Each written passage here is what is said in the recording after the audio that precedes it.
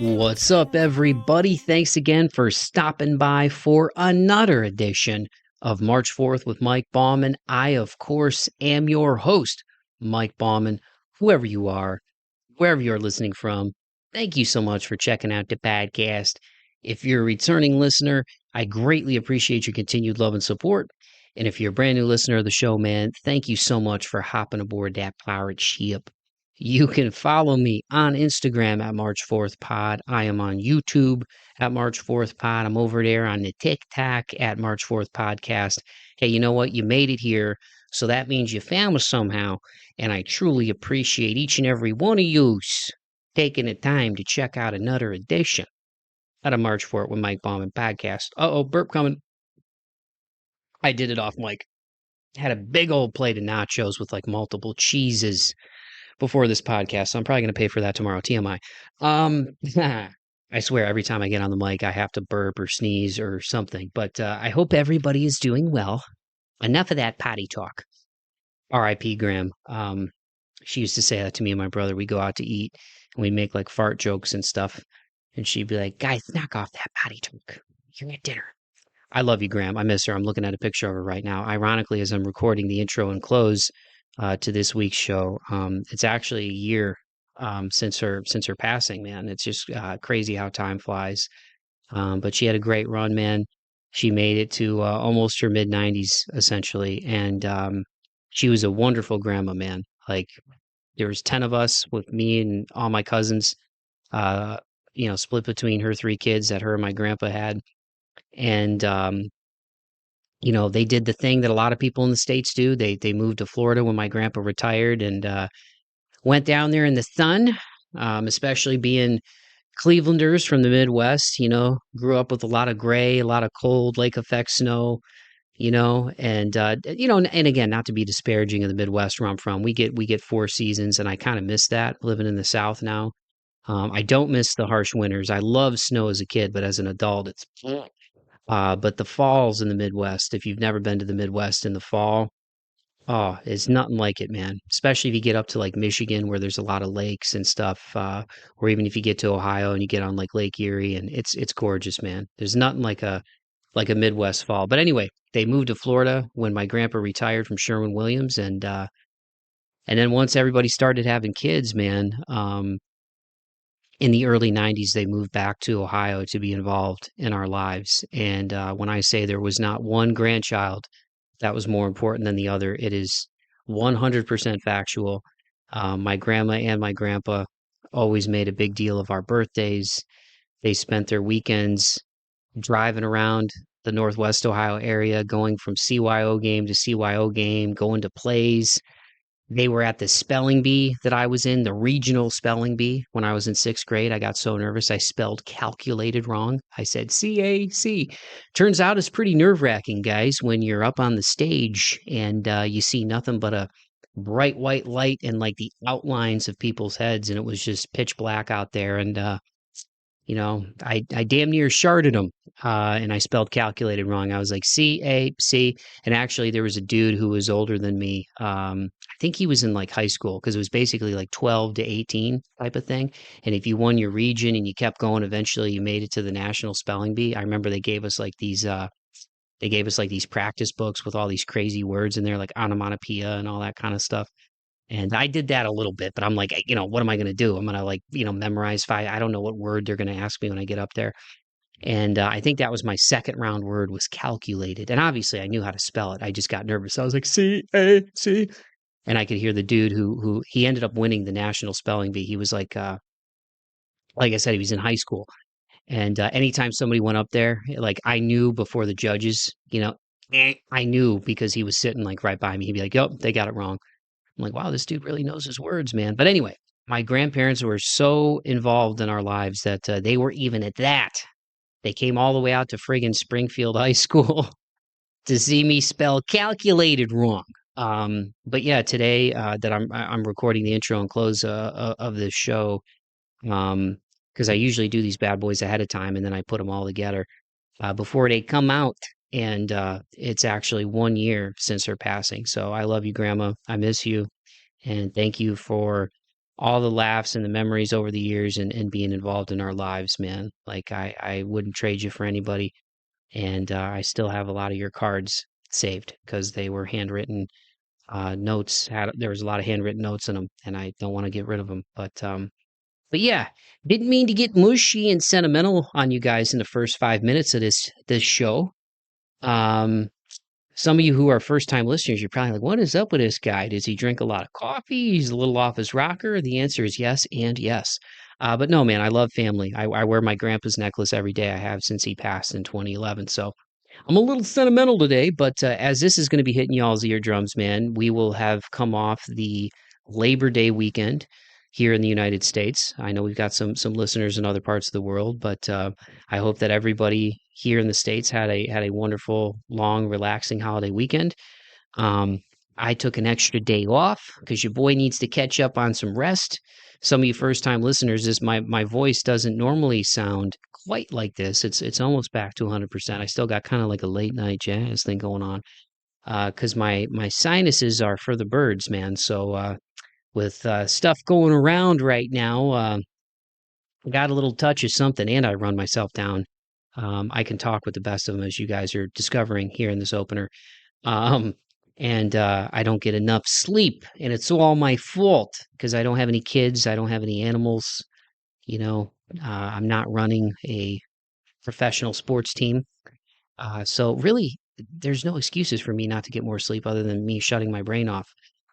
So yeah, I'm just trying to catch up on rest, and having a long holiday weekend was a great excuse to do so. But I really do appreciate everybody who checks out the show, man. It's been awesome to see it grow over the last 4 years. And I know I sound like a broken record when I say thank you, but I genuinely mean it because I love bringing you guys these shows. I get great guests, and I got a lot of people in my corner. And so I appreciate y'all, especially if this week's guest is what brought you here. And speaking of this week's guest, because your boy's been ranting for over 7 minutes now, and I want to get right to it.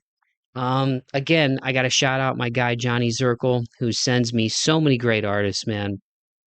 And this week's guest, I ended up getting three of the guys from this band on the show, and they were awesome. They were patient with me through some audio issues, and but it was so great talking to them. They are none other than Crash the Calm out of Long Island, New York. We were able to get Dan, Pat, and James, the new singer. As many of you are aware, again, if you're fans of the band, then you know. But yeah, these guys are awesome, man. They released their single "Rope" recently, which was the first new single the band's put out since 2021. They initially formed in late 2014. Have quite the history uh, between shows, people they've recorded with.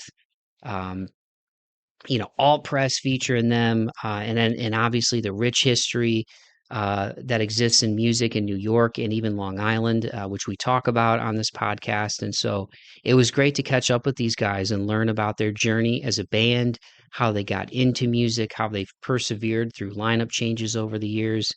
James talks about what it's like to be a new singer in a band and having a different tone and a different register than the previous singer. But it was really awesome, getting to know these guys on more of a personal level because I'm a fan of what they're doing.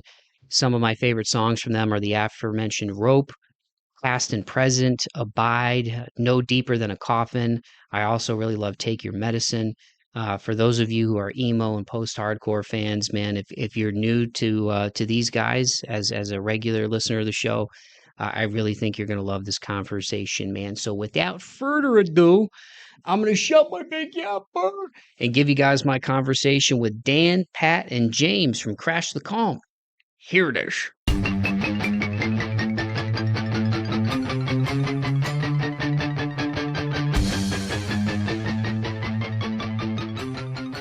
Awesome. Well, dudes, thank you again so much for taking the time to do the pod. It's great to have you on. It's been fun going back through the catalog over the years, and I know there's been some changes and some awesome new music coming. And as we're talking, this is only a few days into Rope coming out, and it's already doing really well, and the music video is running up the numbers. So long may me saying thanks for joining, fellas. I appreciate it. Thanks for having us. Yeah, thank you for having us here.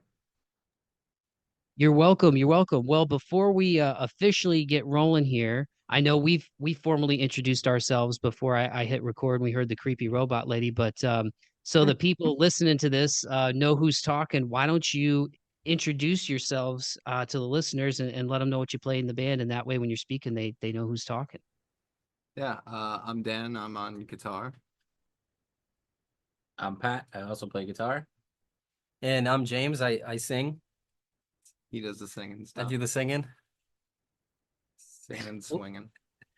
Well, I Yeah. guess just as a place to start with James from my research and listen to y'all's music, man. I think you were formally introduced to the Crash the Calm fans in the music world as the new vocalist. Was it earlier this year, like early 2024?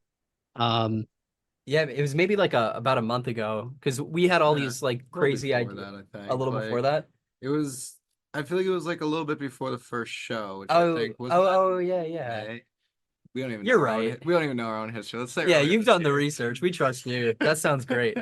But yeah, I guess it was like kind of right before there, and we had like all these crazy ideas of like, oh, we'll introduce it like this, or we'll do this, or whatever, and then we're like, I don't know if anyone's gonna care. We're about to play a show. Let's just put it on our Facebook page, and we did that. So it was kind of like anticlimactic, but we have all these funny skits that Yeah. we're gonna Well, we have some eventually skits. roll out. We'll So eventually roll them because out.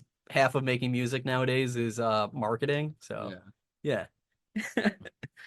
But no, yeah, I what was the I question? feel you even on the podcast end, man. Yeah, like I'm trying to get better at video clips and like how people do these transitions and like video clips and all. It's wild how much of it is just like the self promotion piece, and I can't afford nobody to do it for me. I'm a one man band over here myself, but yeah, and again, as we're talking, it's August 1st. This will be hitting people's ears in September, but I love Rope, man, and Pat and Dan. I guess that we can get into that too, as far as the sound of that you guys have with the guitar, which I love. But also, there's like this cool thing I've noticed in numerous songs where whether there's like a tempo change towards the end or kind of almost like a build up or towards the end. Like I've noticed that in a few different songs, and Rope kind of has one of those cool moments too where you guys slow it down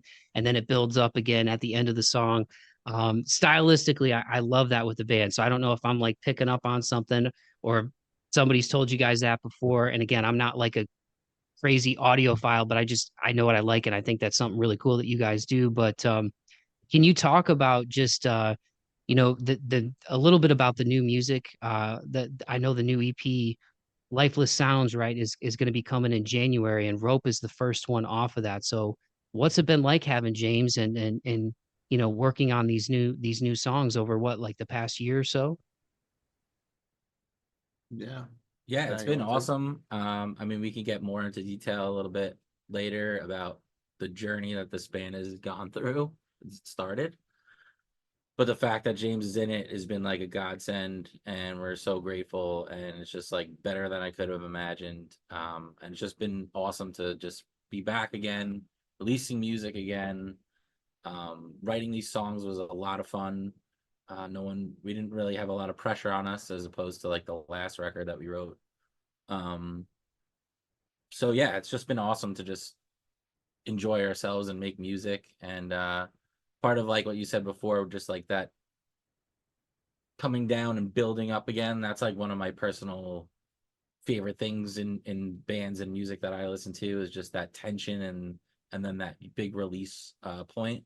So I don't know, maybe I do it too much, but I love I love that. So like a lot of songs that I write, you can pretty much guarantee the ending is gonna have some sort of like big moment. Yeah, exactly. Yeah, we like to joke sometimes that like, oh, this part of the song is the crash and this part of the song is the calm, and like, it's hokey. Yeah. Like that's not our intention, but I mean, that's I love these that because like, yeah, we had I'll say a fight, but over like one of the other new songs that we're writing, where it's just like, and now it's another joke where it's just like when you take it too far, sometimes it's just like, okay, this is just a different song now.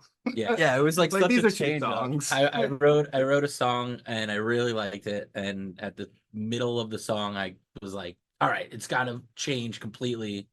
And I brought it down and everyone was like, all right, but this sounds like two totally different songs. And I was like, no, it's not, because it's all the same song. And that was like a good like month battle of, dude, that's two songs. We're not playing it like that. And I was like, it's one song and we are playing it. Okay. But you know, the second song that ended up happening because of it is Lifeless Sounds. So it was all for the best. And they're like two really great songs. I finally gave It in. was two songs. It was two songs back. back. I finally gave in and I was like, fine. And I went home and like rage wrote this whole other thing now that goes with the other Out of piece that I spite, wanted. he wrote another song. And yeah, basically out of spite. And then like I think after I showed them, we were all like, oh man, thank God we said that other one was only two songs and we did this. So it worked out great, but I was very stubborn for a little bit there. Yeah. Well, I mean, just to be clear, it was not a criticism. It was just like a theme that I noticed, and and again, I like it because I love tempo changes, and I love when songs kind of take you on that trip, you know. So I'm a big fan of you know, the crash and the calm. But for you guys, I guess just to take it even further back, I know the band was formed in late 14, but musically, what was I usually like to ask people this because again, like I was telling you before we hit record, it's such a life force for me, even though I'm not a musician. I wouldn't want to live in a world where it didn't exist. It's gotten me through some really dark days. Like it's just something that's always there, whether I'm up, whether I'm down, happy, sad, you know, want to get a good workout and whatever it is, man. Um, what was the moment that grabbed you guys musically and made you want to go down that rabbit hole and actually become musicians? Do you remember what it was? An album, a song, friend or relative that introduced you to something? So mine was two things. One of them basically was my dad used to help at a bar on Sunday mornings to fix broken lighting, electric, plumbing, like basically like fix anything that was going on with it. And they had a jukebox there. And I was like maybe 5 years old, 6 years old. And I remember going to the jukebox and you used to be able to push the button and it would pan through all these different album covers. And I had no clue what any of that was, but I just remember seeing the imagery of what now I know is the Sublime Sun or the Grateful Dead skeleton or you know, the Naked Baby for Nevermind by Nirvana and not knowing what any of it was. But then I was really into K-Rock radio. It was a big radio station on in New York. And MTV was huge with like music videos. So my babysitters would come over and they would throw MTV on. Probably shouldn't have been watching it, but I was like obsessed with all of it. And then being able to start associating what the music was that went with those images, I, like I said, I became obsessed. Like I needed to know, I went to Tower Records and would look for the CDs and buy things I never even heard of before and just start collecting all this stuff. So that was like my first like fascination with all of it. And then I got into guitar and realized that you can learn how to play majority of these things that I was finding, and then it just became even more of just a drug, you know. It's literally so yeah, that's how it kind of started for me. And then I started getting into like, you know, lesser known bands, things that weren't on the radio, and finding like all the punk bands and all the emo bands and all those kind of things. So it's just been a long journey of being obsessed with all of it, you know.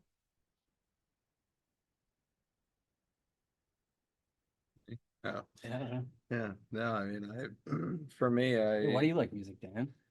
um, yeah, well, my mom made me take piano lessons when I was 5. Gotta really want to be My here. mom- I never really wanted My to mom be made me here. join this Mom made band. me do it. Yeah, my mom's, you know, signed me up. You know, they're doing Yeah. tryouts at the local shop, right? What? I don't know, man. But yeah, no, I started playing music young, piano. I started playing drums, then, guitar because my neighbor played guitar and I wanted to play guitar and be cool like him. And then bass because I wanted to play in bands and nobody had a bass player. Everybody had a guitar player, but nobody had a bassist. So that was my way into a band.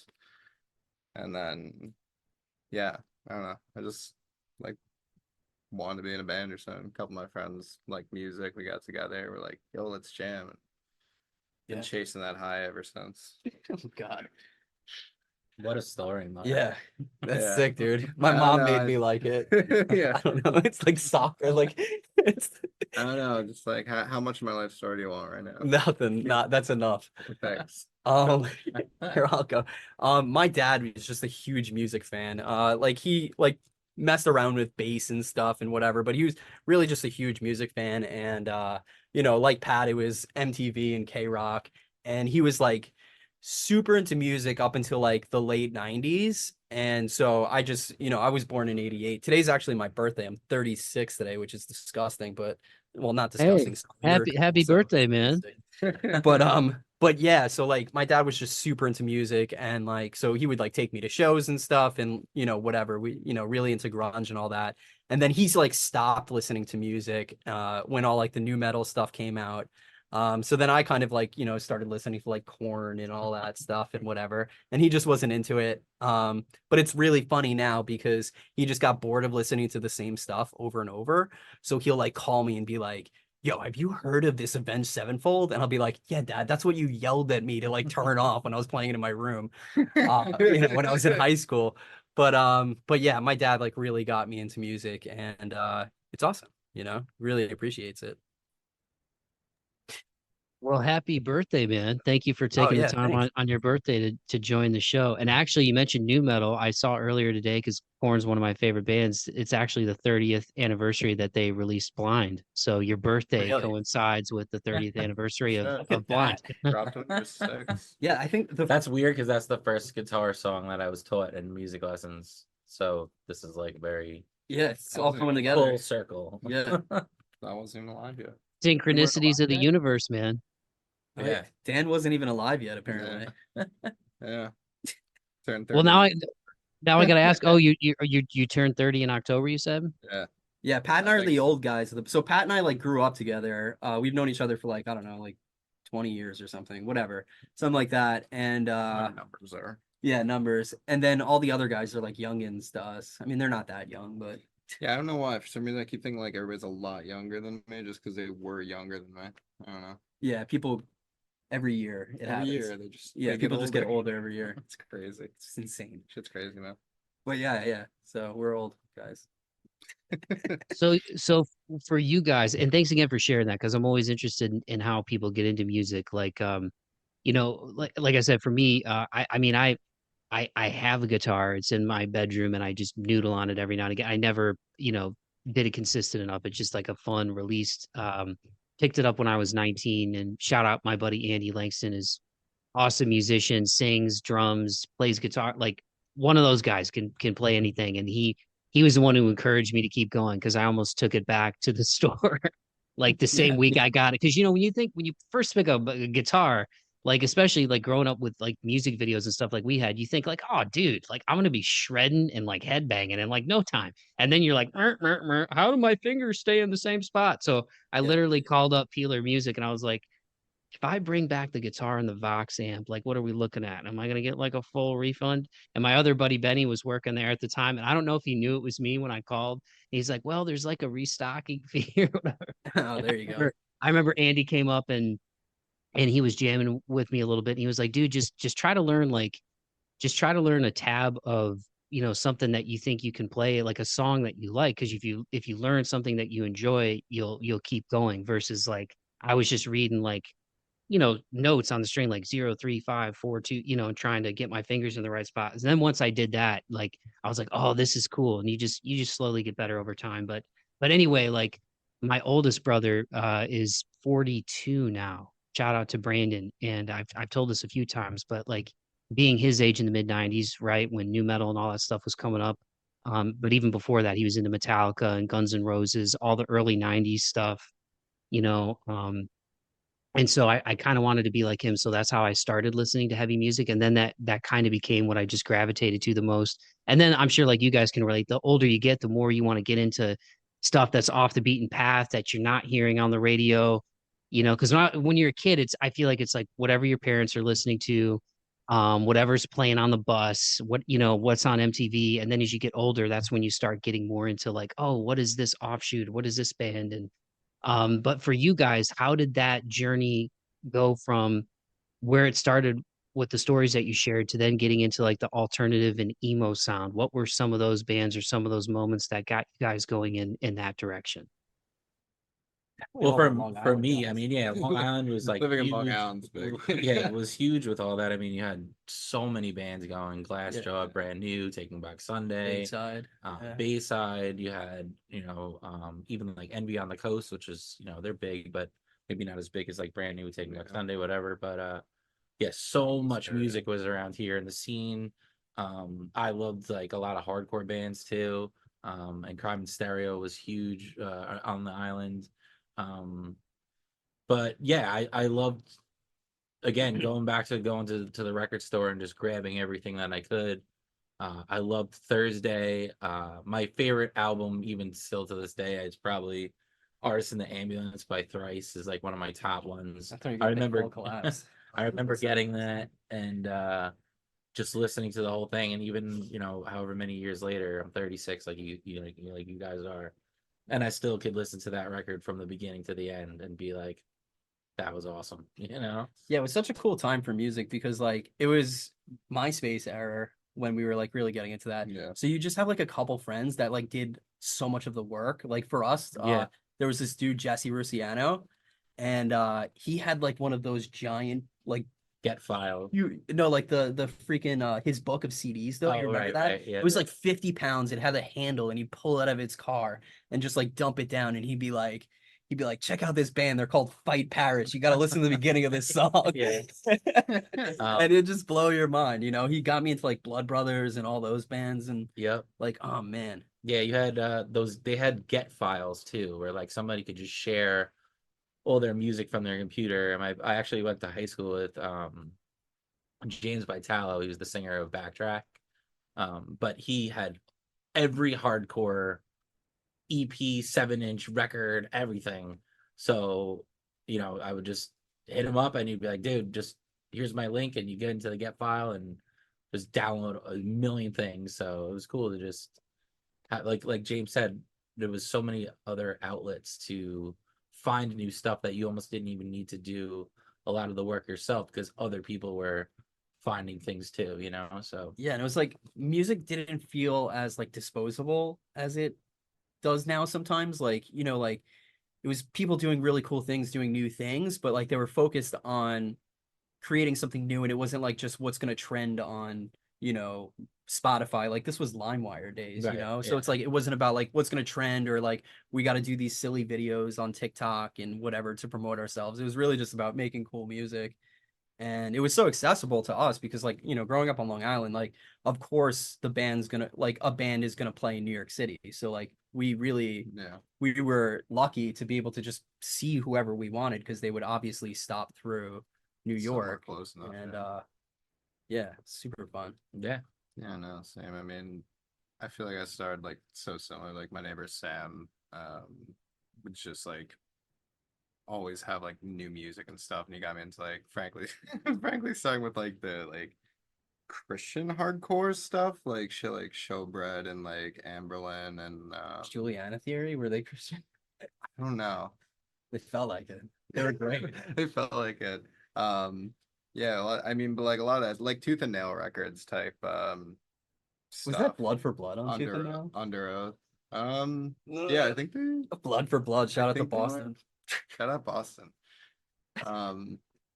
Yeah, no, I mean, like I feel like it was that, and then like my band in like high school started just like trying to play a bunch of shows, and like met my friend Jerry, who just like would book shows around here, and then he just kind of like, I don't know, I feel like he's like a musical encyclopedia, and I just spent the weekend with him and like, just like throw shit at me left and right. But I mean, growing up in Long Island, I think was just so huge because there's just shows Yeah. everywhere, or at least especially at that time, there were Totally, absolutely. everywhere. Sports Great music Plus. scene. Yeah. It's good shit. Yeah, I knew Glassjaw was from there. I didn't realize like Brand New and all those guys were from there. You know, I mean, obviously being like the Midwest, I know more of like I said, like Detroit and Ohio, like bands that have come out of Ohio and stuff. Sure. But yeah, it's kind of like living in Nashville now. You're kind of spoiled because whatever you like, people want to play the Music City, you know. Totally. Um, Yeah. So Absolutely. so for Long Island, do you guys remember the first shows that you went to where you were like, oh, like, I mean, I want to be up there one day. Like that's what I want to do. Yeah, I saw Mest Midtown in the movie Life at the Vanderbilt. It was a hell of a show. Yeah, you know, it's funny. I saw Taking Back Sunday's second show ever. And again, didn't know they were gonna be big or whatever. Um, yeah, the Vanderbilt was another one, and they had another venue called the Downtown, Oh yeah. which was like a huge deal on Long Island. Um, you know, you'd see like again like Last show, yeah. My Chemical Romance like opening for other bands, or like Avenged Sevenfold coming out and playing like a 5-song set because everybody's there to see not them, you know. So Yeah. it's cool. It's just cool. We just got very lucky in the time that we grew up, and how music was really flowing and going on Long Island at that time, you know. Dan, what about you, man? You remember some of the early shows that you went to? Yeah, I mean, my first show was at this place called the Crazy Donkey. Um, this place, I mean, that was a good place for shows too. I saw Amberlin, and I do not even remember who else played. My buddy Billy picked me up. That was a good old shit. No, but that was, I mean, that was crazy. And I mean, like, I was seeing that, I was like, shit, I want to do that, and turned around and put together a band and played there like a year later or something, and only got to play there once, and we were mostly a cover band, bringing our friends and family. Place, subjected them to like a 9.5 minute cover of Stairway to Heaven, shit like that. It was great. Yeah, dude. Wow. It was a cool spot, called Oil City Skate Park, Oh yeah. and they had small shows, but it was crazy to think about. Like one of them I went to, it was the Sleeping's first show. They were handing out their demo on rewritable discs. My Chemical Romance played, and this band called Vox played. They were signed by Volcom Skate Company, and there was maybe 8 people there for the whole show. Gerard was like walking around, and no one even like said hi to him. Like, you know what I mean? They were nobodies, and it's crazy to think about how, again, just so many years later, like all these bands that you saw when they were nothing, how big they are now, you know? So it's cool. We got lucky. Yeah. Yeah, that's why I love having these conversations too, man, because I feel like you know, there like so many people put on things before that moment happens or there's like a turning point. And all the bands that are on the radio or that are playing arenas, people forget uh or don't even know where they started or how they started. Because once somebody gets to that level, right, you only see them at that level. You only know them at that level. You don't know about like the house shows, the basement shows, the shows where 5 people were there. Like I remember interviewing this guy. Um, like I was telling you guys how, White Stripes came from Detroit, and so they played Toledo a lot. And I think his name was Dooley Wilson, a musician who used to do shows with those guys back in the day and stuff. I think he was in a band called Henry and June, but I believe the White Stripes did a cover of, I think it was a Henry and June song, Going Down to Memphis. I don't know, somebody's gonna like fact check me and be like, "You're so wrong about us." But I'm remembering this interview I did in like 2011 for Toledo Free Press, and he was telling me, and the only reason I'm like name dropping right now is because he was telling me about how, like, same thing like you guys were talking about, like back then the White Stripes would play Frankie's Inner City in Toledo to like nobody because they hadn't broken yet, you know. Yeah. And I think Yeah. now kind of going back to something you said a little bit ago, James, about how so much of the TikTok influence, like on one end with these algorithms and with like stuff like TikTok or even Instagram Reels.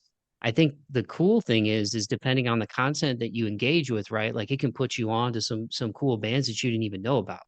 It's Oh, kind of like yeah. it's kind of like this generation's version, I feel like, of like Pandora. Like I remember my sister first told me about Pandora in like '09. She's like, "Oh yeah, you just create like your own radio station and it plays like you put in like 3 or 4 bands and it'll play other bands like that." That was the first time I remember something being like that.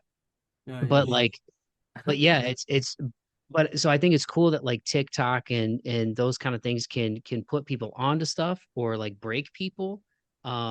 Or even MySpace back in the day, like, Oh um yeah. like, yeah. there would be bands that would blow up on MySpace, but I also think what scares me a little bit now with the younger generation is they see these TikTok stars, these YouTube stars blow up and they go, "Well, I want to do that." And there's no I'm not saying they don't grind because there's a grind to that, right? But I'm just saying Yeah. like kind of the stuff we're talking about, bands that are huge that used to play those shows to 5 people. Like I just hope kids don't see things and go, "Oh shoot, this only has 5 views or this only has 5 downloads. I guess I'm not good. I need to stop." Because Yeah. if all the bands that we listened to did that, nobody would hear them because they played shows to nobody, like you guys are saying. Yeah, I think so much about it is just like, I mean, your intention for doing it. It's like, if you really love what you're doing and you believe in like the music you're making or like the skits that you're doing or whatever it is, Yeah. then like you're gonna grind at it, whatever you want to call it. You're gonna play those empty shows and you're gonna do that because like, especially for me, like, I have like a good job and I have a baby and a wife and like all of that. Like, I'm not here to impress anybody except for I'm just here to make music that I love to make and that these guys enjoy making. And like hopefully other people make it. We were talking about that earlier that like even if one person loves what you're doing, like it's worth it. Um Yeah. I'm the one person right off the bat that loves what I'm doing. So it's already worth it for me. And these guys are having a good time and, people are listening to the songs and whatnot. After we put out the video for Rope, a good friend of ours like called and he was like, dude, I was crying. Like that was incredible. Like it was so emotional, just like the video and the song, like, and just what it meant to him was different from what it meant to me exactly. And, obviously this is something that people say all the time and it is kind of cliche, but like, that's the whole point of what we're doing. And it's super rewarding when you get that feedback and you kind of like get those, comments from people. So yeah, so like those kids that are just grinding away trying to be TikTok stars, if your intention is to just like be a famous TikTok star, Yeah. you know, I mean, I think it's like, whatever. I don't know, You like could I be feel like like it's the just ice cream, whatever that person does. You could do that if you want to yeah. be famous. That's fine. But I otherwise just make art. yeah. I mean, that's the thing though, is So much easier. I feel like TikTok is just like an Instagram and wherever whatever platforms you're on now is just there. I feel like it is that new way of grinding and putting yourself out there. We're gonna keep using that word grinding. Yeah, we're just gonna I'm like I'm locked on. this is your daily grind with Your Crash daily the grind. Cop. Yeah. Crash. No. But like I feel like that's just a new form. Because like what 10 years ago, what was I doing instead? Getting CDs and printing them out and trying to get anybody and everybody to Yeah. listen to those little demo tapes. Now, what do I have to do? I A have different to medium it's a of different grinding. medium for it. And I think it's something too where it's just like we deal with we're struggling with that ourselves. I think a lot of bands are where it's like trying to be authentic in those spaces. Like we don't want to just be like, haha, this is what's trending right now. Let's do our own version of it. Like, because Yeah. sometimes it doesn't click. It's not us. It's Yeah. inauthentic and it's like cheap. But And it's like we're it really feels like we're selling ourselves when we do those really clickbaity ones. So it's But just like as much say, as like, we come like to on. make fun of it and as much as like it's silly, like it is a great tool and it's like Yeah. it really does give everyone a level playing field to captivate a larger audience. Whether they do it or not, it's really Yeah. up to chance and their talent. But It is a cool tool, so but it's really great to make fun of. Oh, it's so Of fun to make course. fun of. Yeah. And we might not have TikTok in the US up this year, so let's say. We'll see what happens. We'll see what happens. That would probably be good for us. We don't have to compete with that whole world anymore. Well, our sense of humor is just shot too. So like we come up with ideas for videos and it's like, they're basically shit jokes and we're like, is that too stupid? Like, should we like we have a TikTok where it's like there's the old bathroom to the studio is still accessible, but it looks like a nightmare. Like, I don't know if you saw Train Spotting, like the worst toilet in Scotland or whatever the hell it is. It's basically that. So the video starts like in there. Dan has the camera and he's just like heavy breathing in there. And the beginning of Rope plays, and Rope kind of has like that intro where the drums come in. So he gets up off the toilet, runs down the hall, and kicks in the door like when the drop happens. And then I throw him a roll of toilet paper. Yeah. And because he's in the bathroom looking for a roll of toilet paper. And that's the skit. And we just thought it was hilarious. And no one cares. No one watched it, We'll repost it again soon. Post it again. But it's just like, I don't know. It's a lot of fun. It's a lot of fun to do that though. It's fun. Yeah, it's fun when we get to come up with an idea that we're just like, oh, it's fun to like funny to us. But like, yeah, we write all these like really serious songs, and like, there's definitely there's an intention to the songs and a darkness or whatever you want to call it. Yeah. But our sense of humor is just not that, and we don't feel like we have to have this persona online that reflects the music, because like the point of it is to be like, hey, we're regular people and this is how we act, and then you listen to the music and it's like, and this is how we feel on the inside. So if you feel like that, you're gonna love us. You could you could have depression, anxiety, and also be high functioning like us. Whatever. Yeah. Well, I gotta see the poop skit now. I'm new to TikTok. I just got on there a few months ago. I'm like an old man in a mid-30s body. I didn't get on. Have it. Oh, Pat will never get it. Yeah. I didn't We get don't on want Pat to have it. We're just gonna have to troubleshoot. No, I mean, frankly, it's better that way, so you can't see all the videos I post of him. I mean, what? That's not true. I didn't even get on Instagram until like June of 2020. It finally hit me. I'm like, well, if I'm gonna get back into podcasting, I have to like, I can't have a podcast and then like not promote it at all. You know what I mean? So yeah, it's kind of it can be a fun tool, but no, I think it's good to kind of like show people the fun side too. Like one guy that I feel like that's always done that very well is like Dave Grohl. Like I still remember the oh gosh, what was the music video? 2000 was it Learning to Fly? That one on the airplane, he plays like four different people. Yeah. Oh yeah, they have some ridiculous music videos. I watched such a funny interview recently about him with that song or whatever, and someone was like asking him about like the meaning of the song, and they like had this huge like deep meaning, and he was like, no, he's like he was just thinking about flying and learning how to fly. Like that was his answer to the question. Yeah, and it's just about learning to fly, man. Completely shot down, like this. Oh my god, that's so funny. I love it.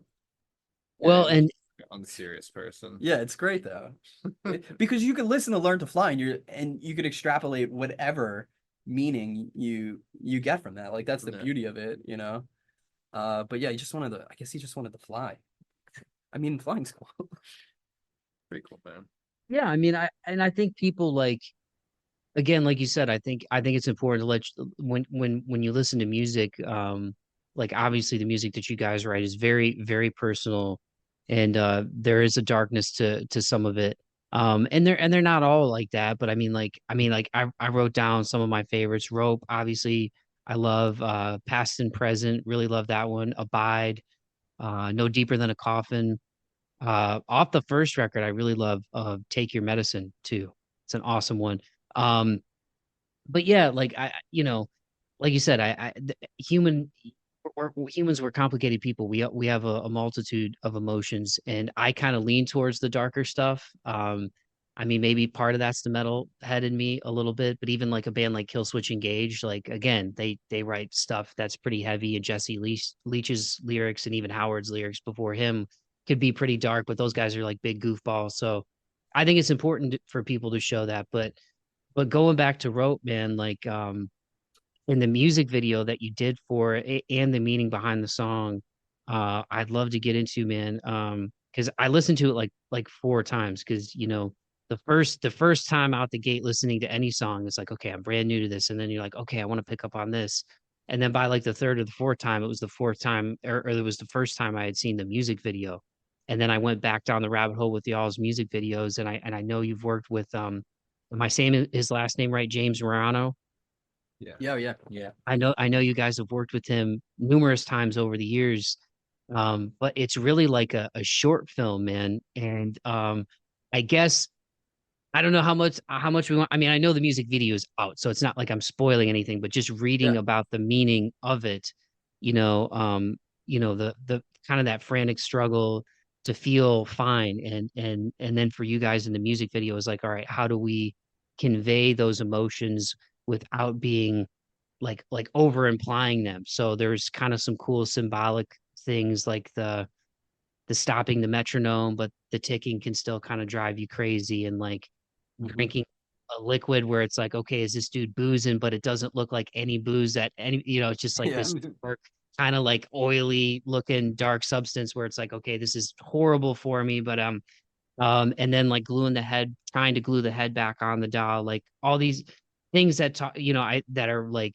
kind of visualizing sort of like that inner turmoil. And yeah, I don't even know if there's a question in there other than to say that I thought Yeah. it was a really really awesome music video, and it was cool to read about the meaning in it, and watch it a couple of times after listening to the song a few times because I thought it was and again, that build is sick. So Pat, keep doing the build. I'll stand in your Yeah. corner with the builds. But anyway, Yeah. so again, not really a question in there, but how Yeah. fun was it to make the music video, and what's it been like to work with James over the years? Because I mean, obviously he's doing great work with you guys, man. I could Yeah, I talk mean, about the video I process. was gonna say, yeah, because we worked with James. He did pretty much he did 2 videos on Town Named Nowhere. I think he did My Nowhere, and he did No Deeper Than a Coffin, which were, I mean, really sick to do. We did My Nowhere locally, and then No Deeper No, and he somewhere. did St. Catherine. No, he didn't. No, do St. Catherine is Anthony. Right. Yeah. But yeah, so I mean, it was great working with him in the past. We kind of like had a relationship with him going, and then we brought him back again for doing Rope, and then our next video and song that we have coming out, Sleep on the Floor. And then I mean, for Rope, we did both the band shots in like one day for the 2 videos, like this one, then the next one. Yeah, so by the time this comes out, there'll be another video probably for Sleep on the Floor. Yeah, at least teased. Yeah, at least If teased. if So it's not out. we did all the live playing in one day over Yeah, Threshold HQ. with 19th and 7th, yeah. And then Rope, like the non like performance shots for Rope Yeah, and Sleep we did separate days. So I'll tell the story of Rope because that was so it was the day after New Year's. No, it wasn't the day after New Year's. It was the day after something. Whatever. Let me start over. Long story short, it's me, my wife, and our neighbors across the street who are a very nice older couple. Where's this and going? For no reason at all, we were drinking wine like it was the end of the world. We drank like 7 bottles of wine. We were up until like 3 a.m. playing Jenga at my dining room table. And So then cool, man. the next day was filming of Rope. And I had a major hangover. Turns out I had COVID. Anyway, so that's why I felt worse. I felt even worse. But yeah, so it was supposed to have been Dave, our bassist, playing the lead, the actor in that video, because obviously it's not him though. He was sick. So the night before he was like, hey, Dave was supposed to be the he was lead. like, hey, I can't do this. And I was like, oh my God. So I'm like kind of scrambling, and I'm like, let me call my buddy Ryan Mulcahy, phenomenal actor. So he's the guy in the video, who just did like an incredible job, like kind of, conveying the emotions and doing that. But basically, yeah, we just, I came up with like a shot list. We like ran it by, we had a few ideas for things, but yeah, like basically that's the story we want to tell. Like, we didn't want to over imply that like this song is about like, struggling with suicide or yeah. I mean, the song's called Rope, obviously, and all of that. But like, it is a very dark concept, but we wanted to, have like these kind of you know, this symbolism and whatnot. Like you said, like the stuff he's drinking, it kind of looks like motor oil, and there's like this kind of marriage of that into the car. And like at one point he picks up like a compass and that goes in the car with him. And it's kind of just like, you know, a vague, you're going where this takes you and you really don't have a plan and you're kind of struggling. But yeah, we filmed it all in one day. Most of it was done at my house and just using like props that we all kind of had that we wanted to use as like these symbols or metaphors in the video. But yeah, Ryan Mulcahy, just like incredible actor, did just an amazing job in that video. He really killed it. And you know, so many times I've watched that video with other people, and just to see their reaction, and like so many people have let like an audible gasp or like a sigh of relief at the end of the video where he like moves and spits the liquid out. Yeah, I know. The first Because time I watched it, like I was just like, "Oh my god, did they go that far?" Yeah, Like, because you're did just they so go that far? emotionally invested 'Cause in. like none of us were. James like was the only man here for the Yeah, filming of no the one, story. yeah, no one knew how it Nobody was knew going to what turn the out. video was gonna look like until we got it back from James Morano. Yeah. Like, so when we got that back, like I mean, I'm just in fucking tears by the Yeah. time we get to like when it at like halfway through the quiet section, the bridge, once like it the It starts perfect building timing. out, yeah. I was gonna say the perfect timing of like the flick though of turning on the Oh, the projector. projector, yeah. Like that,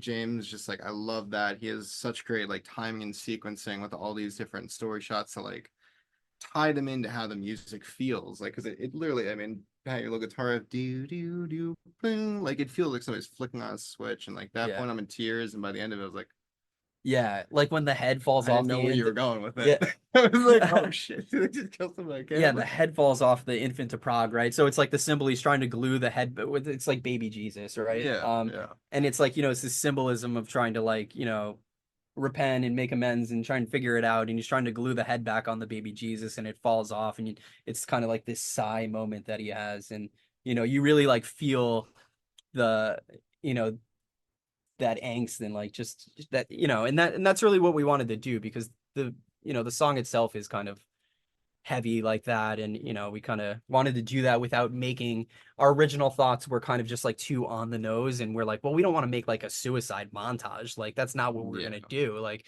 that's not what it's about. They want something like kind of almost uplifting or like just like some symbol of hope, I think. Yeah. Still Yeah, absolutely. But also like vague enough where like you could, because it's not our job to like tell you what you're supposed to feel. Like, you know, we give you this palette and you kind of paint your own picture with it. But yeah, so but just like a little insider thing is, so what he was drinking, we had to make it viscous and it had to be dark enough on camera. So it's prune juice mixed with dark soy sauce. Yeah, disgusting. So that shot at the end where the car doors open and we were holding flashlights. Me and James were holding flashlights to make it look like police are walking up. And then we put the flashlights on Ryan, and then Ryan turns over and spits the stuff out. That's like a 30-second shot. And the entire time, Ryan is lying on his back with his tongue blocking his throat because his mouth is filled with soy sauce and prune juice. So when we say go, he turns his head and spits it out. Yeah. Real champ. He really put up with a lot Really that put it up day. with that. But yeah, phenomenal job he did. Yeah, absolutely phenomenal. Yup. Prune juice and soy sauce. That was really awesome the way that it turned out, and it did remind me a little bit of like fruity. So it's gnarly to know that it was prune juice and soy sauce. Are you telling us but- we could have used are you telling Ryan that he could have been using fruit tea this whole time? I guess if he listens, to this, yes, he may have been able to drink fruit tea, but I don't know that if he would. It's so sweet. It's like drinking just like a spoonful of sugar. So unless you're really into super sugary stuff, I don't know that he would have liked that either. But no, it really was awesome. Like I said, it's like a short film. And even the part where he's in the car and he's kind of like freaking out in the car, like I feel like everybody's kind of that been was great. like with whatever it is, with stress or anxiety, or like you go into your job and you're like trying to get through another day, or maybe you just went through a breakup or you went through like an argument with somebody you love. Like, so I think that the way that you guys conveyed conveyed the emotions and the meaning of the song through the video really turned out well. And again, even calling it a video, it really is like a short film. And I guess as kind of a follow-up to that, like how much does film kind of influence or kind of inform what you guys do? Because it's not what you guys are doing isn't like the standard like warehouse, you know what I mean? Like, and again, there's a lot of dope music videos like that too, where people are just kind of jamming it I out. mean, But we did one of those. Yeah, we had to We check did. out Devil. There's a warehouse. We have a video. warehouse video. It's all about budget here. Yeah, it's about the budget we got at the time, baby.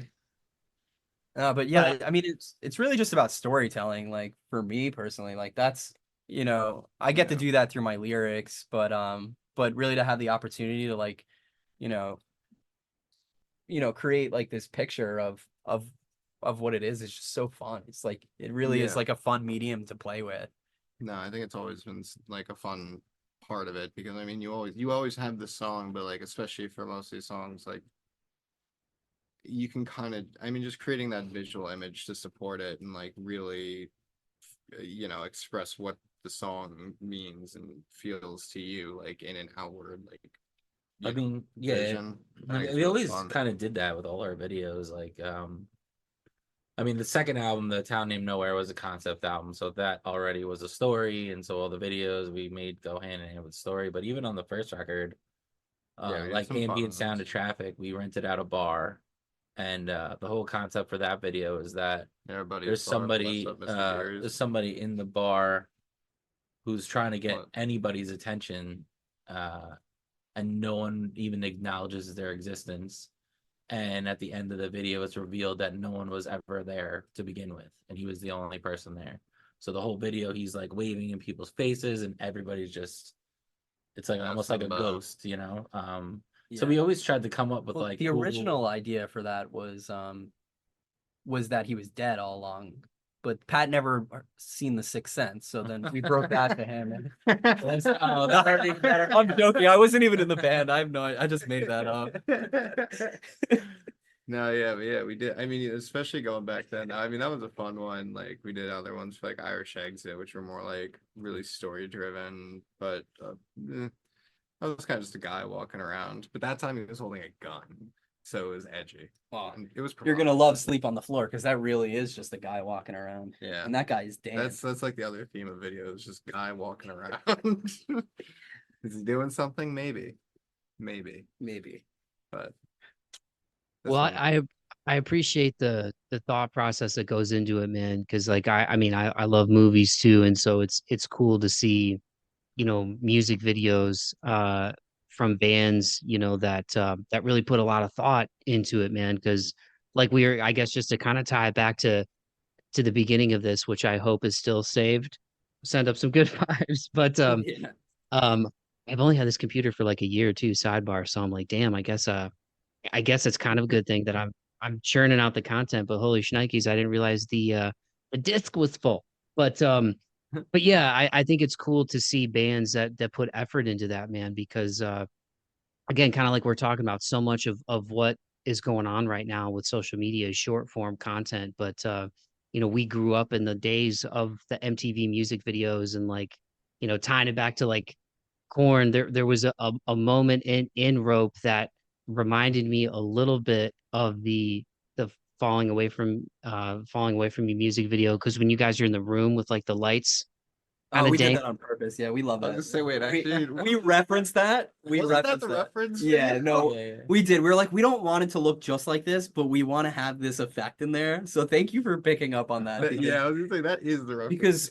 because James drilled the holes in that wall. Yeah, he and spent like and then so long. yeah, doing and then him and I were that. positioning those lights for freaking hours. I mean, we built Yeah. the set for that with all the hanging lights, those Yeah. rope lights and everything. Still got them all in my Oh, face. so thank you, because Yeah.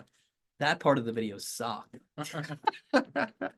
Not sucked to watch, sucked to set up. Yeah. No, exactly. That's so funny.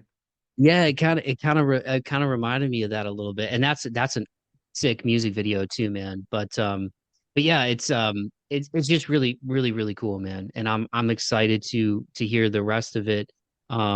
So if I remember from earlier, and thanks again I know we're about at that time, and I really appreciate it. Again, happy birthday, James. I appreciate you doing this on your birthday, Oh yeah, man. for sure. Thanks.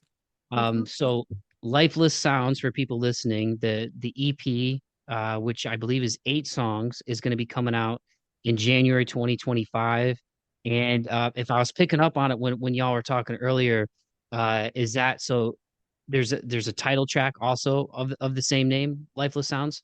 Oh Yeah. yeah. Yeah, it's a good one. If you really like the whole crash the calm stuff, you're gonna love this one. It starts off acoustic and then there's strings by the end. It's incredible. Yeah, It's gets such a real big. big song. Yeah, it's a lot of fun. And yeah, love it. Yeah, no, we'll be dropping a bunch of singles. I mean, like the whole EP is frankly like, following the new music model and just dropping a lot of singles along the way. So, um, we got a lot of more stuff to come over the rest of 2024 and, can't wait to have up all 8 songs in the new year. Yeah. Sweet. Well, dudes, this has been a lot of fun, man. Again, I can't wait to hear the whole thing. And I can't wait to hear the next one that's coming out, which it sounds like as this one's going to be hitting people's ears in September, it's going to be right around then. So stay tuned, everybody. But just to put a button on this bad boy again, thank you so much. I really appreciate the time. It's been awesome talking with you guys and meeting the people behind the art, man. And it kind of hit me as we were talking too, like how unique a place New York really is, like especially to be doing what you guys are doing with music videos and stuff, because kind of like any setting that you want, you can get it there. Like you can get an ocean shot if you want it, you can get an industrial shot, you can get a country shot. Um, but with the theme of this show being perseverance and moving forward, not that I'm trying to get you to squeeze, you know, a decade of a band in the next few minutes, but I mean, obviously with the changes that have happened with the band or things that you guys have been through personally, whatever you're willing to share, for people who are out there listening to this, and even the theme of rope, like we were just talking about, I think one of the beautiful things about the times that we are in is more people are talking about mental health. I remember I had my first panic attack when I was 9 years old. That I didn't know what it was. I just knew that feeling was horrible.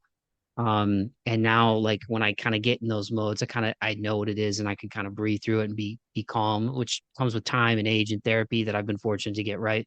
I digress. But for you guys, man, any advice or any helpful things as you guys have dealt with your own struggles, whether it's within the band or even personally, that you feel like might help somebody out there if they have, either depression, anxiety, anything like that. Not that I'm trying to turn you into, Dr. Phil, but No, I anything that you mean, feel like might help.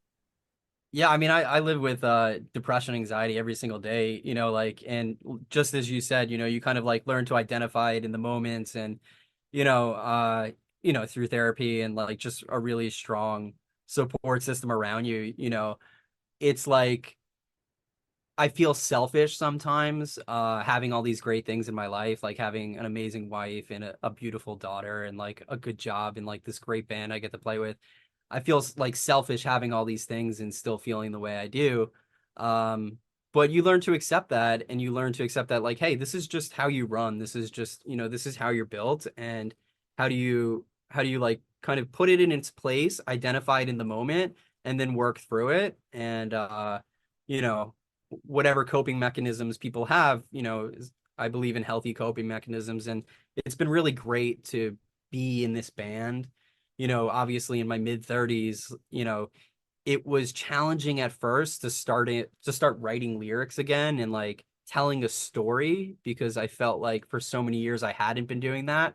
And to tell a story and to have the like being in a really great place in my life, I felt it felt like fake telling this sad story, but that's who I am, and that's who a lot of people are. So it's really fun to like play with these themes and like kind of discover that I guess realize there's more to discover about myself than I thought. And just because I'm not this angsty teenager doesn't mean that I still can't feel angsty sometimes, and write angsty music and so I'm not really sure if that makes sense, but You did great, buddy. but yeah. But yeah, Well, Nice. yeah, I think with perseverance, I mean, that literally is Crash the Com. We started this band in 2014. Um, I'll say that I'm the last original member, but I don't Yeah, think. you're saying we started, but Yeah, but And again, I'm a semi-original. you know, yeah, I don't Original think adjacent. that means anything. The way I really like to think of Crash the Com is that we planted a seed in 2014 and it grew into a tree, and that tree can keep growing as long as that somebody's nurturing it. And just like a tree, branches are gonna fall, leaves are gonna change. And that's what Crash the Com became for me, is that it doesn't matter who's in it or who's writing for it. It's just an entity of itself, that I is a big part of me and a big part of like what I love, uh, with even my own music abilities. But yeah, this band should have been over like 5 times already. We Yeah. got back from tour and we played like one of the biggest shows that we got to play with Pianos Become the Teeth, and everything seemed like it was riding. People were really into us. They were giving us a lot of hype. And I would say maybe like even 3 weeks later from that show, three of the members were out. The drummer just had a lot going on. Bassist was going through a lot of his own personal things, and the original guitarist just, he was very busy. It was hard for him to keep up. And so, we decided to move on, and it was just me and Brian, the original singer.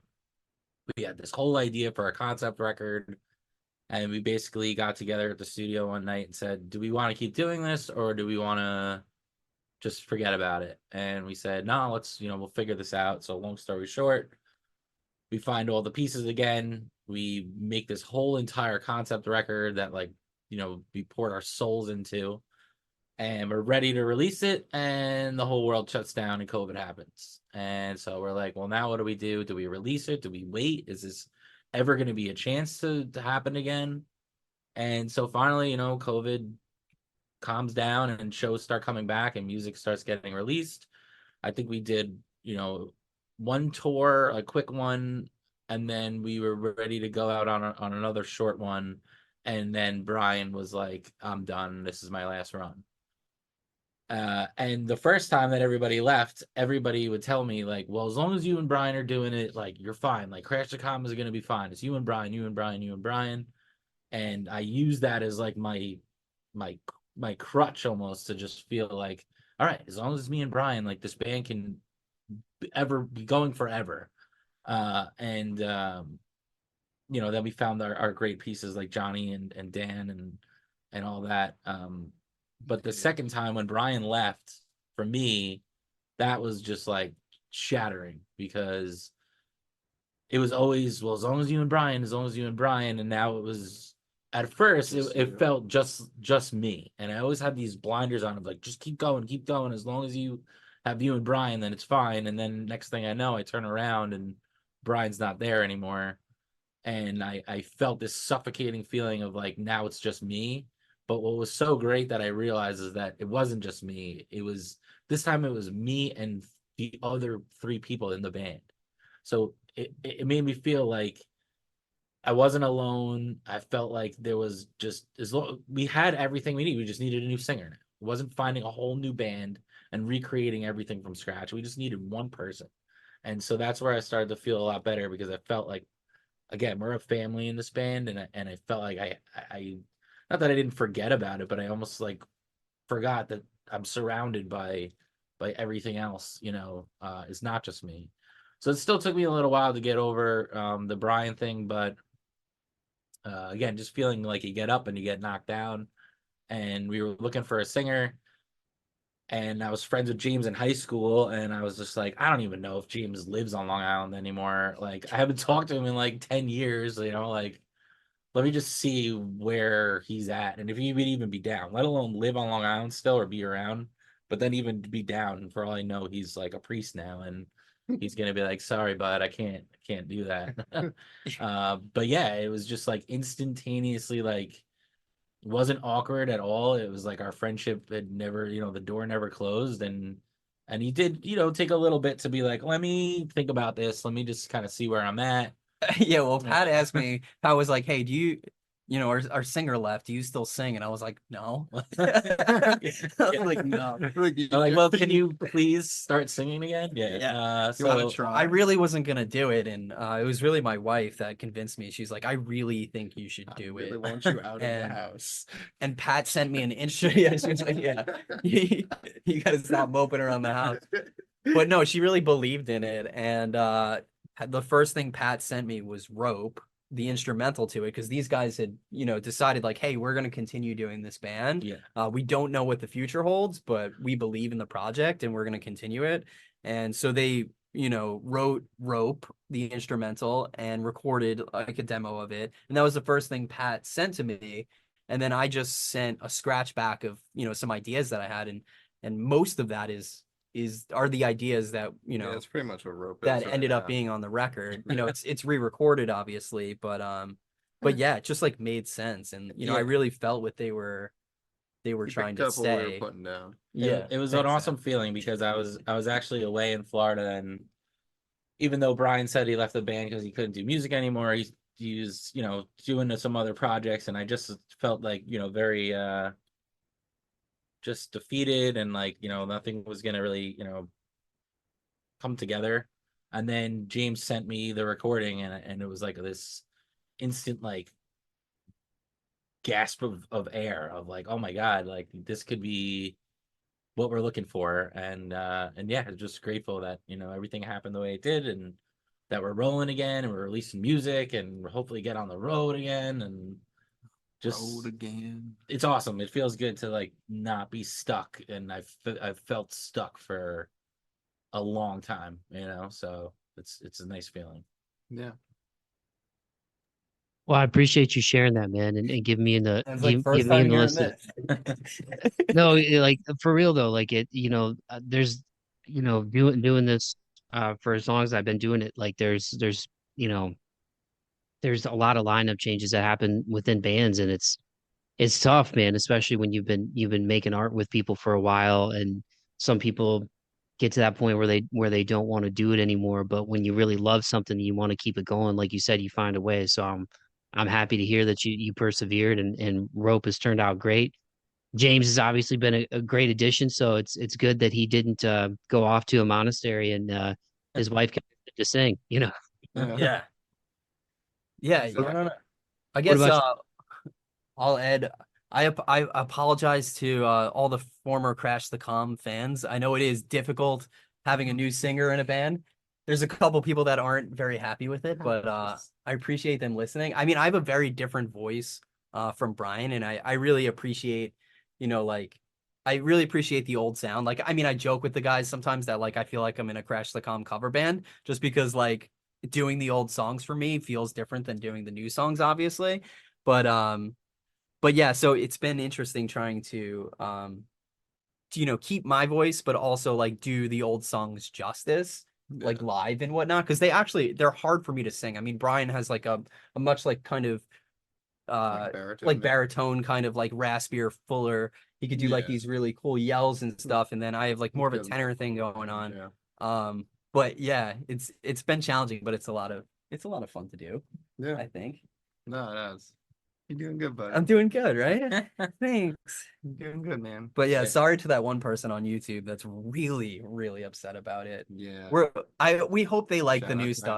Brandon. Is it Brandon? Yeah. No, we really hope they like the new stuff, and like, you know, that's obviously like an anxiety that I have that like I'm alienating some of the old fans just being here and existing, and like I have to justify existing. But Yeah. you know, as Pat said, like I love the tree metaphor. Like Crash the Calm is its own thing. It's not just one of us or any of us. It's like a thing that we're taking care of. Yeah. And I mean, even when everybody leaves again, Yeah. I'm doing it as still. soon as this So record's out, I I'm would done. be like 70 years old and be like, Crash the Calm album #8, and They're it's gonna be just like, me. Grandpa's talking about God. Crash the Calm again. There's a kazoo on this album. I don't know. There's a lot of Hope you get more than 6 What's the albums. guitar? 4 years. Back when people used to sing. I don't know. I'm done anyway. Yeah. Okay, boomer. Yeah. Um, yeah, that's us. That's yeah. Yeah. Oh my God. Thanks for bookmarking that, dude. Anything before we wrap up, Dan, that you wanted to add, man? Like regarding I, perseverance or pushing through things or I mean, I think Pat summed up pretty well for, you know, the state of the band, I think going through, because like a lot of the time I was going through with Pat from like the other side of things. I mean, I ran like a record label for a while and signed Crash, so I wasn't, you know, I was the label guy and manager before I was in the band. Um, so I mean, like I was one of those people saying, as long as you got you and Brian, we're okay, man, we're okay. And then, you know, that happened and we're like, oh shit. Um, but you know, I don't know. I think James hit the nail on the head pretty well too, with like just having a support system and just recognizing who they are. The people around you that would care, you know, and that would, you know, miss you. Um, I think having those people around and just recognizing them and taking the time to, you know, keep those relationships alive and be around those types of people as often as you can be is yeah, good way to keep yourself here. Yeah, I think you can almost tie it all together, like, you know, like I said before, with the band meaning so much to me and how it affects my whole being, and I can control so much of what I can do for myself of just keep moving, keep trekking forwards. But I mean, the band would have been dead without Dan from the start. Dan ran the label, he trusted us and had faith in us in the beginning to even get us going in the beginning, and then also filled in countless times on tours and shows that our original guitar player just wasn't able to play.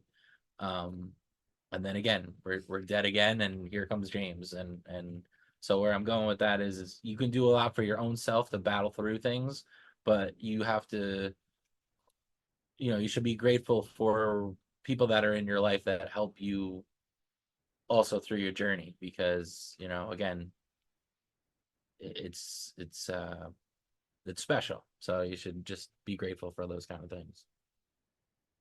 Dan, James, Pat, this has been awesome, man. Again, James, happy birthday. Thank you. And I really appreciate the time, fellas, for real, man.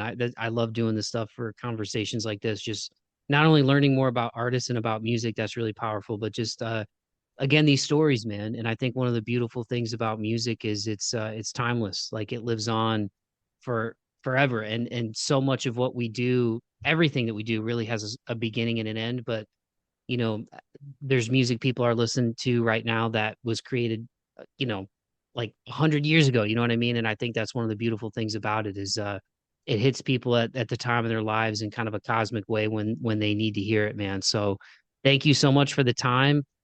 I will share the links in the podcast description, but for people who are listening who maybe are new to Crash the Calm, let them know where they can find you guys out there, man. Fucking everywhere. Everywhere, man. Yeah, no, Spotify, Apple Music, all the things. You can check out the video. You're gonna YouTube, love it. It's on TikTok, YouTube. Yeah. But Instagram. our Instagram is Crash the Com NY. Yeah, we never post on Facebook.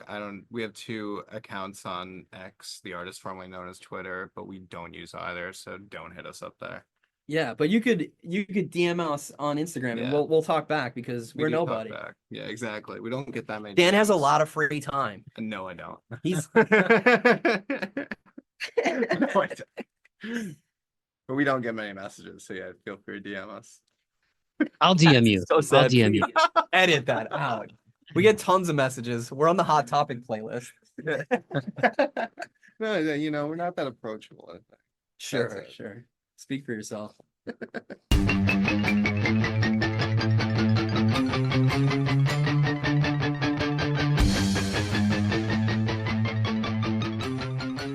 Alrighty, dighty, there you have it. That was my conversation with Dan, Pat, and James of Crash the Calm out of Long Island, New York.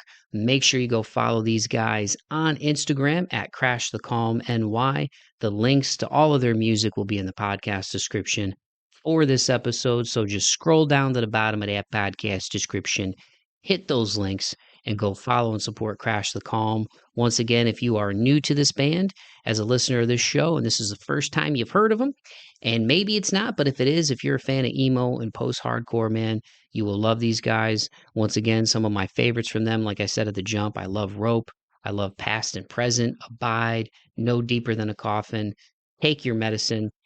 Go back and check out their whole catalog, man. The music video for Rope, like we talked about, is also really sick.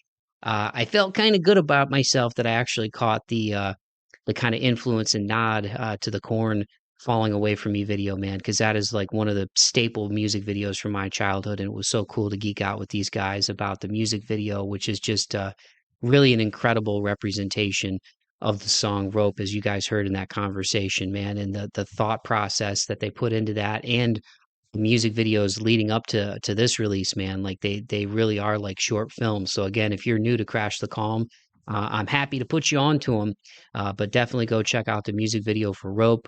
Go run up the numbers on the streams, and once again, keep an eye out for their self-recorded and produced Lifeless Sounds EP, which is going to be hitting y'all's eardrums early next year, January 2025, if my notes and my memory served me right. So I just want to say to the guys, once again, Dan, Pat, James, thank you so much for taking the time to come on the podcast and share your story with myself and the listeners, man. Truly, it was great to get to know you guys better. I really enjoyed our conversation.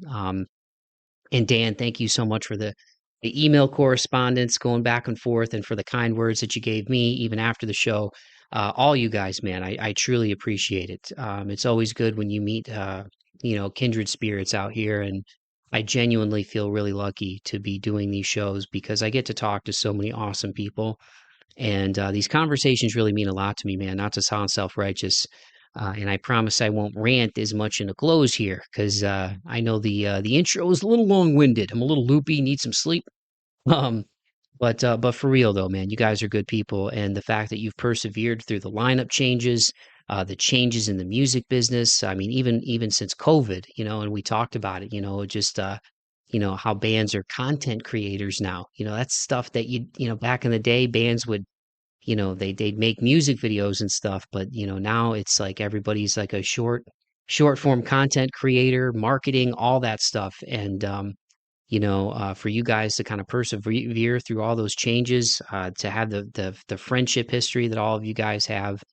um James coming in as a new vocalist, and doing his thing, man, on Rope. I can't wait to hear the rest of the Lifeless Sounds EP. So genuinely, dudes, I'm humbled and I'm grateful for all the kind words and for the conversation.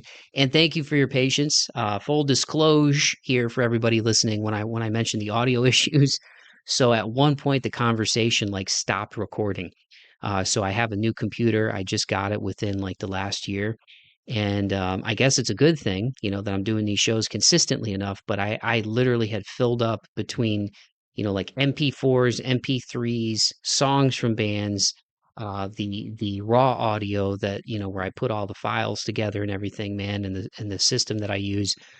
My whole disk space was like completely filled up on my computer. So Zoom was just like, "We're done recording." She didn't say it quite like that. She's like, "You're stupid. Check your disk space." Um, but yeah, so it petered out at like 45 minutes in, and we were having this really good conversation. And I was like, "Oh my God, did we just lose the whole thing?" But thankfully, I was able to record it to the cloud, as it were. And so I got both of them. It was totally fine. And I'm so glad, because I was like, man, I felt like we were just having such a great conversation. And what the hell just happened? Did I just lose the whole thing? So it's all good, man. It all worked out, and I'm glad, because again, I really enjoyed it, and I hope you guys enjoyed it. So once again, go follow these guys on Instagram at Crash the Calm NY. The links to all their stuff will be in the podcast description. For their other socials, run up the numbers, Crash the Calm on all your streaming platforms. And again, the music videos are sick. Definitely check out the one for Rope. That is going to be a wrap on this week's episode. So I just want to say thank you once again to all of you. I know I say it a lot, but I mean it. There's a lot of podcasts out there. There's a lot of content out there. There's a lot of TV channels. And so for you guys to give me some of your time in your eardrums today, I genuinely appreciate it. And if you did enjoy that conversation, there's plenty more where that came from. I hate tooting my own horn, and I don't like begging for this stuff, but I'm gonna right now.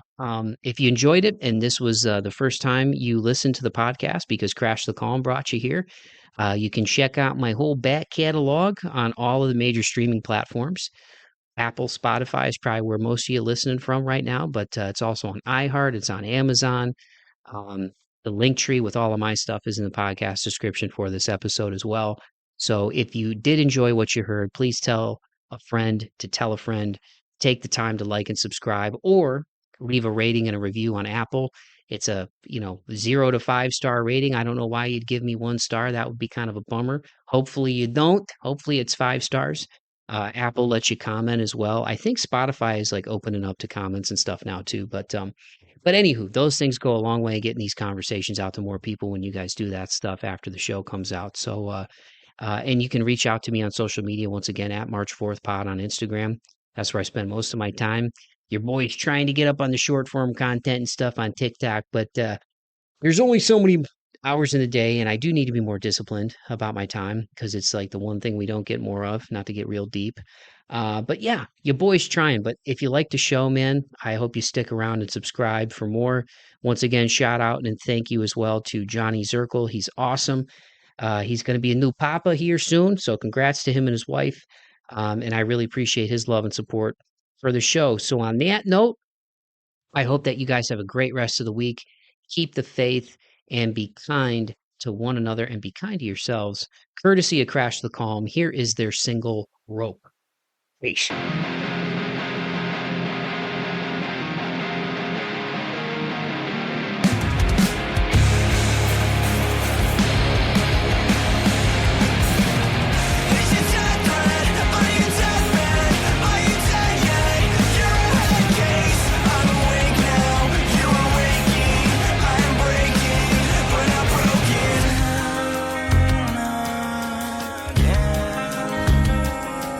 With a smile